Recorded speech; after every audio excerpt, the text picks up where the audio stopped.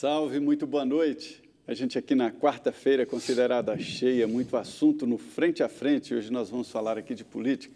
Você sabe, né? Política faz a sua vida, define a educação do seu filho, a sua casa, a sua vida, né? Então é disso que nós vamos falar aqui. Essa quarta-feira foi cheia.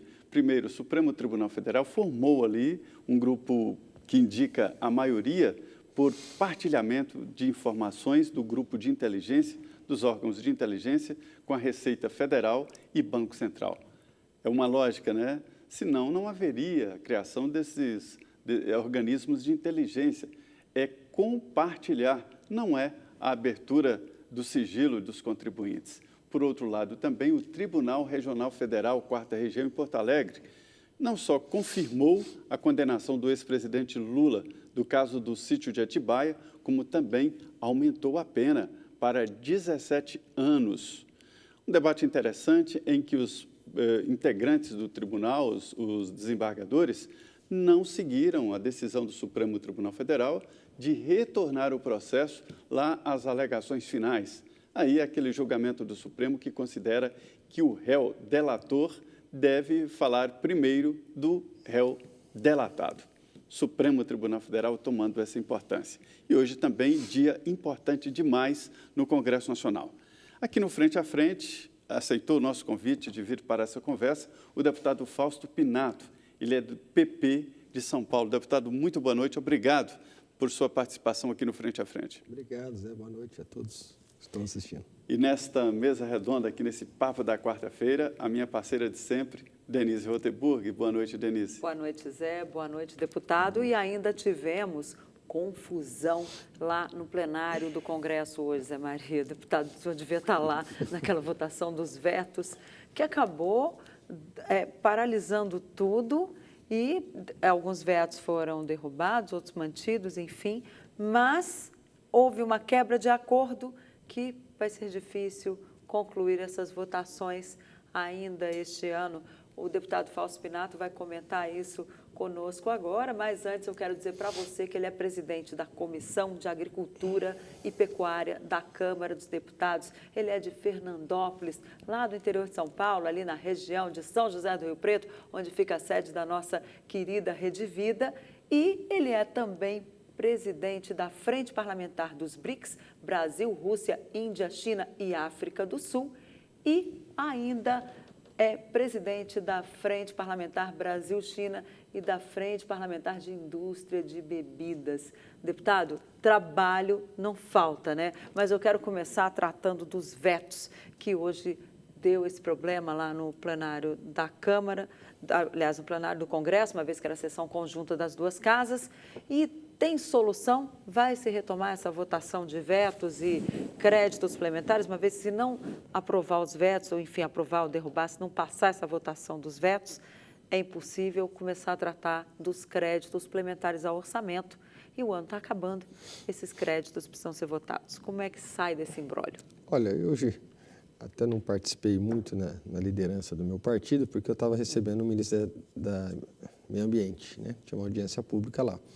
Mas eu vejo o seguinte, eu vejo com muita tristeza, porque uma matéria importante dessa, de orçamento, não deveria, às vezes, ter sido pautada se não tivesse realmente um acordo consolidado. Eu acho que isso é um erro nosso e também acho que por parte do governo, né, no sentido de, é o que você está falando, nós temos mais 2 semanas, para que correr esse risco, para que talvez esperar mais uns dias e costurar de uma maneira que não tenha nenhuma surpresa. Por isso indiretamente acaba refletindo na gestão do governo, no nosso próprio mandato, né, porque nós temos interesse nesse sentido. Acho que agora é tentar costurar, temos aí mais umas 2 semanas, tentar ver o que consegue aí, de certa forma, para tentar salvar isso daí, para não deixar essa celeuma aí, toda essa insegurança que acaba refletindo, né, tanto na parte econômica, né, no munícipe, enfim, toda a população brasileira. É interessante que entre os vetos derrubados pelo Congresso está um que pode aumentar, né, as verbas para a campanha, para o fundo eleitoral, esse fundão. E isso impacta diretamente as campanhas eleitorais.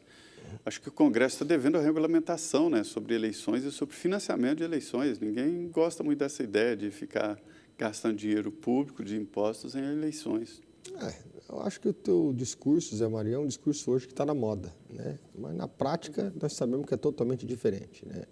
Nós sabemos muito bem que se nós estamos vivendo toda essa demagogia no sentido e teve até a questão da corrupção no país, foi justamente por a gente muitas vezes jogar pela galera, o Congresso Nacional enfrentar uma reforma política séria. Muitas vezes eu vejo algumas pessoas comparando com os Estados Unidos. Os Estados Unidos, por exemplo, é lícito lobby, é lícito doação privada. Se eu defendo o setor na agricultura, tal, daqui 4 anos, se me ajudar nesse sentido, né? Nós sabemos que muitas pessoas do bem, né, algum dentista, advogado, enfermeiro, enfim, muitas vezes não vem nessa onda de Facebook, né? Não vem nessa onda, não é pastor de igreja, né? Não tem algum segmento, pessoa comum, como eu, como outros, tal, e precisa contratar cabo eleitoral, perua Kombi, né? Nesse sentido. Então, até falando aqui, é ruim, mas entre o aplauso da galera e o aplauso da minha consciência, eu fico com a minha consciência. A sua defesa de que maneira seria? A minha defesa, eu sou totalmente a favor da legalização do lobby no nosso país. Me refiro a financiamento. Financiamento? Se não tem doação privada, não pode ter. Tá? Se você pegar dinheiro tal, se não tiver um financiamento público, você está deixando pessoas comuns também de fora do processo eleitoral. Né? Você viu a renovação que teve na Câmara. Né? Teve muitas pessoas que também teve fundo eleitoral nesse sentido. Porque você vai fazer santinho, você vai regulamentar como? A não ser que você tenha um segmento, milhões de seguidores, mas não são todos, né, que são eleitores, que estão aptos a concorrer à eleição, né, nesse sentido. Então, eu acho que também você estava tirando uma parcela da sociedade do jogo eleitoral. Então, se for fazer um aprofundamento, uma questão mais profunda, mas volto a dizer, o culpado disso tudo foi o Congresso. Nós fomos pautados, né? Teve a questão aí do mensalão, petrolão, enfim, tudo que aconteceu. Aí a classe política ficou acuada nesse sentido. Se tivesse feito isso lá atrás, né, com certeza não teria chegado nesse caso. Nós precisamos realmente fazer uma reforma política, mas sem demagogia, sem ser pautada por imprensa, sem ser pautada para a pessoa que quer jogar programa, mas sim ser pautada pela realidade de outros países. E não sai nem tão cedo, né, essa reforma, né, deputado? Ela sempre começa e termina da mesma maneira. Vai ser difícil. Agora, a gente tem aí a proibição de coligações para as eleições, tanto do ano que vem quanto mais para frente. O senhor acha que isso vai vingar mesmo depois de 2020? Ou o senhor acha difícil ficar nessa... Uma eleição diferente, mais uma vez, né? Vai ter que montar chapa. Para montar chapa, a pessoa que vai vir... Cada partido vai ter que fazer... material, pelo menos o material de campanha. O senhor acredita na unificação aí dos partidos, na fusão? Eu acho difícil, né? Nós sabemos que a grande maioria dos partidos médios, os grandes, são partidos que têm donos, né? Que têm hierarquia, que têm feudo, né? Nós sabemos disso. Eu acho difícil, um ou outro pode acontecer, esses mais pequenos, às vezes por sobrevivência e tal, mas eu acho que partido médio e grande, dificilmente, até porque esses partidos têm elasticidades, têm realidade diferente. Por exemplo, talvez a realidade no Amazonas é diferente no Rio Grande do Sul, então está todo o choque, né, entre... Difícil a fusão. Eu acho difícil nesse sentido. Agora, é uma eleição diferente, complicada, porque o fim das coligações partidárias é para a eleição majoritária, né? É possível fazer um acordo... Mas eu queria fazer uma pergunta para você, Zé Maria. O que muda na vida do brasileiro e da brasileira o fim de coligações partidárias? O que muda, por exemplo, para o deputado, o fim das coligações partidárias? Ele vai ter que olhar onde tem o melhor chapa, que ele tem condições de concorrer, muitas vezes diminuindo a questão de opção. O que precisava fazer, não na acabou verdade... a proporcionalidade, né? Cada partido agora... O que precisava fazer, na verdade, a grande reforma política nesse país na verdade, o seguinte: todo parlamentar, independente de onde ele elegeu, ele poder sair com o tempo de televisão e o fundo partidário dele. Isso, de certa forma, daria toda a autonomia para os deputados no Congresso e deixaria, de certa forma, com mais liberdade em votação e para seguir sua verdadeira convicção. Desvalorizaria os partidos, né? Valoriza o partido, mas aquela questão. Mas também você valoriza o partido, mas você também, muitas vezes, acaba influenciando, não no meu caso, mas acaba influenciando no livre-arbítrio desse parlamentar, porque ele fica pensando, eu vou ter fundo depois? Será que eu vou continuar com meus diretórios? Então, é uma discussão muito abrangente. Eu queria mudar um pouquinho de assunto. Na Comissão de Agricultura, o que ainda é possível aprovar? Porque a pauta é extensa lá, né? Até o final desse ano. Olha, eu tenho que fazer um elogio. A Comissão de Agricultura, acho que foi uma das comissões que mais produziu esse ano, não por causa da nossa presidência, mas, enfim, pela coerência que nós temos. Tanto lá, vai desde o PT ao PSL, aquele que defende a agricultura familiar, os grandes agricultores, mas existe um debate muito harmônico e democrático nesse sentido. Dificilmente nós tivemos alguma polêmica. Nós passamos um ano sem convocar nenhum ministro, sem precisar convocar, mas foram 3, 4 ministros lá num debate harmônico, defendendo os pontos de vista, né? Tivemos um grande papel, e eu queria aqui fazer até um agradecimento público a todos os membros da comissão, desde a oposição, centro e próprio PSL, onde tivemos uma discussão importante, como na questão da relação com a China, né? Das exportações, de manter a relação com a ABRE, onde não deveríamos levar a ideologia para fora das fronteiras do nosso país, olhando simples e puramente o que é de interesse do nosso país. Quem quer que compra, quem gera emprego. É interessante que hoje o setor de agropecuária é um dos setores mais importantes do país. É o que sustenta o PIB, né? É a grande identidade do nosso país. Caiu um pouco no último trimestre, mas continua muito grande, claro. E enfrenta problemas, o setor, muitos debates públicos, o uso de agrotóxico, há uma demanda muito grande, inclusive, para mudar o nome, mercado internacional, né, o mercado da carne e tal. E como é que o senhor lidou com esses debates lá na comissão? Olha, sempre democraticamente. Eu procuro fazer o seguinte, eu estou tentando fazer o meu papel. Sou um deputado de segundo mandato, né? Nós sabemos que tem vários deputados de primeiro mandato. Eu sento lá com a oposição, com situação... Lá é uma comissão de iniciados, né? Tem Exatamente, mas é uma comissão que, eu posso dizer uma coisa, deu um grande exemplo nesse ano de mostrar como que é a verdadeira política, como deveria ser a política, né?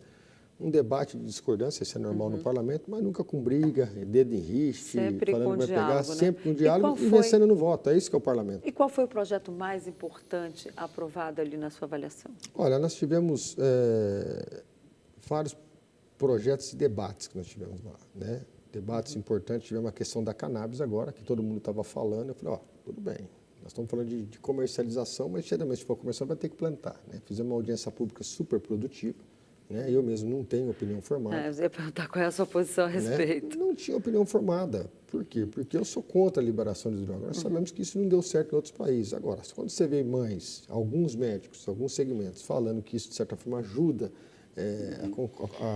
mas aí seria para fins medicinais, só, né? Não é aquela coisa que existe na Califórnia, onde as pessoas podem comprar. E mais uma vez, eu fico muito triste com o parlamento, porque eu vejo a Anvisa se manifestar. A Anvisa não tem que manifestar nada.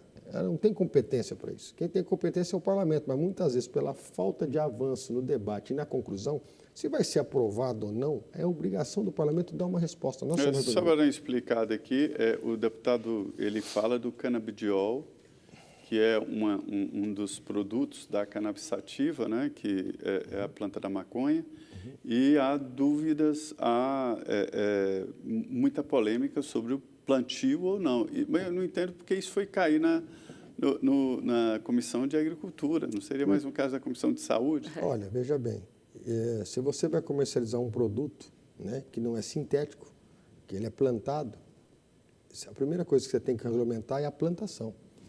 Né? Porque ele envolve a agricultura. Geralmente, se for liberado, com certeza é um produto que vem da terra, é plantado. Né? Tem que ter a fiscalização. A plantação seria fiscalizada? Primeiro libera a plantação, para depois... Exatamente. E eu também, de certa forma, conversei com ele, vamos puxar isso para a gente, para o debate. Por quê? Porque existe muito lobby de países de fora querendo comercialização. Fala, não, nós temos condições e competência em laboratórios no Brasil de poder estar fazendo do mesmo nível esse tipo de medicamento. Né? Então, nós temos que debater, foi debatido muito na Comissão de Saúde, mas eu disse o seguinte, se for liberado a comercialização, por que não o plantio? Por que não os próprios agricultores, de certa forma, viu que nós temos... E esse debate não tem nada a ver com o uso recreativo? Não, eu sou contra essa questão. Agora, a questão, eu vi muitas mães com filho, né? E mãe é mãe, né, de ver pessoas com convulsões, enfim, tem uma parte da medicina que é contra, outros receitas, temos várias liminares nos países deferindo, agora não podemos furtar de ter esse debate.